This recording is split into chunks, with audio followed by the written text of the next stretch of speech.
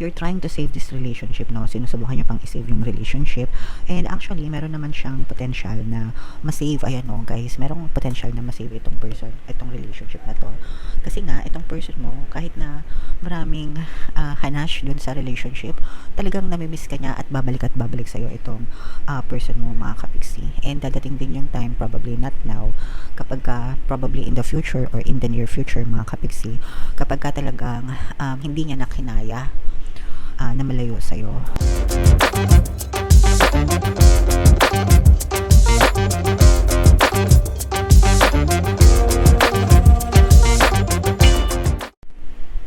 Hello guys, hello Sagittarius, welcome back to Pinoy Pixie Tarot. Ang pamagat ng episode natin for tonight is feelings reading, anong nararamdaman niya sa'yo. So, titingnan natin mga kapiksi ko anong nararamdaman sa inyo ng partner nyo or specific person.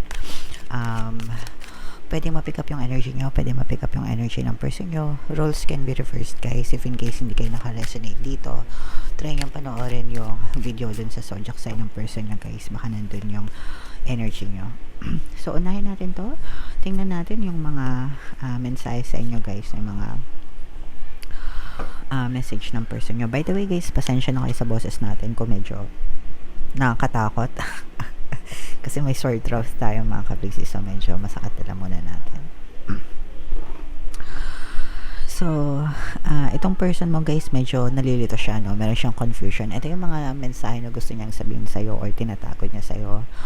Una-una, I'm going through a roller coaster of emotions, I won't admit it. So itong person mo, sabi ko nga, no, parang nagkakaroon siya ng mixed emotions. So ibig sabihin, pwedeng minsan okay siya sa'yo, minsan ayaw niya sa'yo for some reason. So hindi consistent yung kanyang nararamdaman, hindi rin consistent yung kanyang naiisip about you and about this relationship. So in short, parang hindi pa siya desidido mga kapiksi. I tried to run from this connection but my soul craves you. So pwedeng sinubukan niyang lumayo sa'yo pero hinahanap ka niya. Pero eto rin, you have become too difficult for me to handle and that's a big turn off. So nagigets nyo ba kung bakit siya nagkakaroon ng roller coaster of emotions? Parang nahihirapan siya sa sitwasyon nyo, nahihirapan siya sa'yo, nahihirapan siyang i-handle ka. Excuse me guys. Kaya yun yung reason kung bakit umaayaw siya sa'yo. Pero the moment na lumayo naman siya sa'yo or the moment na takbuhan ka niya, hinahanap-hanap ka naman niya. So that's the reason kung bakit siya nagkakaroon ng roller coaster of emotions. May mga times na ayaw niya sa'yo dahil nahihirapan siya. Pero kapag lumayo na siya, hindi ka niya matiis, hinahanap-hanap ka niya. So yeah, medyo nalilito yung person nyo mga kapiksi. So, hayaan nyo lang siya. Baka nagpapabebe pa. Tingnan natin yung mga emosyon na nakapaloob dito sa relasyon na to guys. Pwedeng nararamdaman nyo, pwedeng nararamdaman nila, pwedeng nararamdaman nyo parehas guys. So, merong bored, no? Nabuboard na. Pwedeng nabuboard dito sa relationship na to mga kapiksi. Pwedeng nawawalan ng gana, or something, naghahanap ng excitement, nandito rin yung pagka-irritable mga kapiksi. So it's either kayo yung nakaka-resonate sa mga emosyon na to or sila. And nandito rin yung desperation guys, no? So ito guys, medyo mga negative emotions ito mga kapiksi. Pwedeng ito yon kapag nararamdaman ng person mo kapag nahihirapan siya sa'yo or nahihirapan sila sa sitwasyon nyo mga kapiksi. Kaya parang roller coaster yung emotions nila. Pero walang lumabas na positive energy dito. So mas matimbang yung negative energy guys pagdating sa emosyon nyo. Okay? Or emosyon ng person nyo mga kapiksi. So dito guys, sisilipin talaga natin, no? Shuffle muna natin to habang sinashuffle ko to. Panoorin nyo muna yung video natin regarding sa ating paano mag-manifest ng abundance video course. Kapiksi, sawa ka na ba sa mga struggles at hirap sa buhay mo? Masipag ka ba at masikap sa buhay ngunit hindi ka pa rin umaasenso? Ilang beses ka na bang nag-attempt magnegosyo at mag-invest pero palagi ka pa rin nalulugi? Sa pagkakataon na ito ay maaaring may subconscious beliefs ka na nagiging balakid sa iyong pag-unlad at pagyaman. Introducing, paano mag-manifest ng abundance video course. Dito ay matututunan mong ma-overcome ang mga balakid mo para tuluyan ka ng umunlad, umasenso, sumagana, maging matagumpay, successful at maswerte sa iyong kabuhayan, pera, trabaho, negosyo, salapi at kaperahan ng bonggang-bongga. Dali, mag-send na ng email sa pinoypixitaro@gmail.com at simulan na ang iyong pagyaman ngayon. Alright, so sa lahat ng gusto mag-avail ng course guys, naka-flash sa screen nyo. Una meron tayong paano mag-manifest ng abundance video course para sa inyong kaperahan, trabaho, negosyo, salapi. Meron din tayong paano mawala ang third party at magkaroon ng harmonious na relationship. And meron din tayong email coaching, manifest your desires using the law of attraction. So if meron kayo mga interesado kayo dyan guys, mag-send lang kayo ng email sa pinoypixitaro@gmail.com.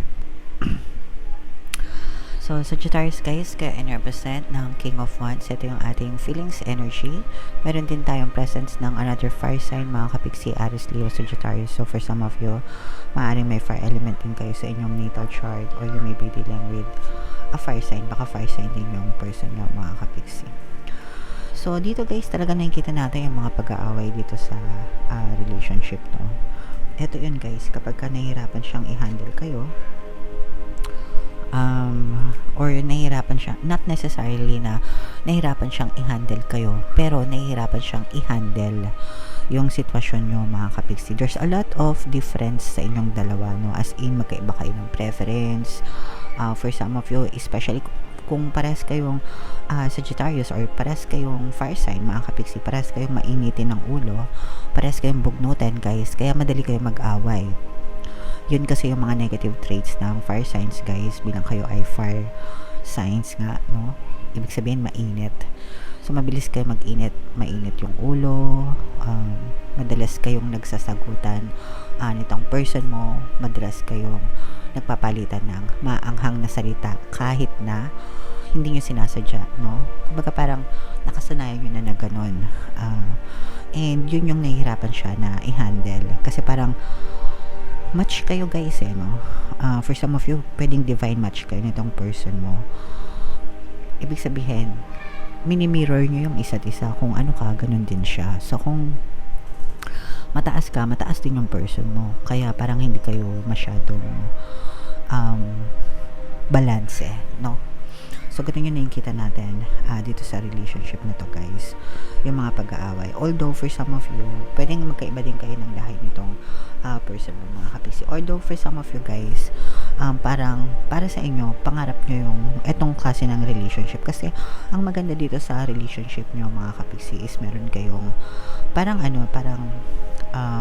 yung best part ng relationship is nabuboost nyo, no? Parang pinagmamalaki ka ng person mo, ganun ka din, parang gwapo, maganda, ganyan, na tipong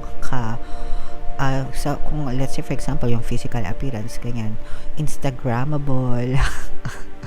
Yung mga proud na proud kayo na i-post sa social media kasi gwapo or maganda yung mga jowa nyo, parang ganun, mga kapiksi. Pero syempre physical features aside, malaking role din yung personality para din sa relationship. Kasi sa romantic relationship guys, it's not all about looks, diba? Hindi naman yung itsura yung nagdadala sa relasyon, mga kapiksi, kundi yung personality. Kaya nga kahit na mga sikat na artista, diba, naghihiwalay kahit gaano kaganda, kahit gaano pa sila kagwapo, no? Pag hindi sila nagkasundo, yung personality nila talagang naghihiwalay. So what more kung regular na tao pa, diba? So yun yung parang mix and match yung dalawa ng person yung mga kapiksi. you're trying to save this relationship, no? Sinusubukan niya pang i-save yung relationship. And actually, meron naman siyang potential na ma-save. Ayan, no, guys. Merong potential na ma-save itong person, itong relationship na to. Kasi nga, itong person mo, kahit na maraming hanash dun sa relationship, talagang namimiss ka niya at babalik sa'yo itong person mo, mga kapiksi. And dadating din yung time, probably not now, kapag probably in the future or in the near future, mga kapiksi, kapag ka talagang hindi niya nakinaya na malayo sa'yo, gagawa siya ng paraan para bumalik sa'yo, mga kapiksi. And by that time, parang ipaglalaban niya na itong connection na to. Kasi for now kasi, mga kapiksi, parang mas malamang yung mga init ng ulo, yung mga awayan, yung mga argumento, guys, okay? Pero kapag nagkaroon kayo ng chance na magkaroon ng distance, ganyan, doon niya marirealize kung gaano kanya ka-miss talaga, and hahanap-hanapin ka talaga nitong person mo, and dadating yung time na hindi ka na niya pakakawalan kapag nangyari yun. So, parang magiging deciding factor yun sa kanya, Sagittarius, in the future, na only to realize na ikaw pa rin ang gusto niya, and babalik pa rin siya sa'yo no matter what happens. Yun ay syempre kung gusto niyo pa. Paano kung ayaw niyo na, diba? So, yeah. If naka-resonate kayo, guys, pwede kayo makinig ng mga relationship subliminals dito, no? Mga pampabalisa, pampamis, pampabalik, pampamahal, yan, whatever. Kahit ano, guys, napakinggan nyo, pwede nyo i-combo-combo. Depende sa sitwasyon nyo. Gamitin nyo lang sa mabuting intention. Pwede rin kayo mag-enroll sa course natin, guys, yung paano mawala ang third party at magkaroon ng harmonious na relationship. Kahit na wala kayong third party, guys, pwede nyo i-avail yun kasi nandun yung para magkaroon ng harmonious na relationship. So, if in case na gusto nyo maging okay yung relasyon nyo. Okay? Alright, so comment down below, Sagittarius, if feeling nyo naka-resonate kayo dyan. And for more tarot readings, ito yung playlist nyo. Ito naman yung ating success stories ng paano mag-manifest ng abundance video course. Click here to subscribe, guys. Ito yung ating mga relationship subliminals. Thank you for liking, sharing, and subscribing. See you next time. I love you all, mga kapiksi. Have a nice day. Bye-bye.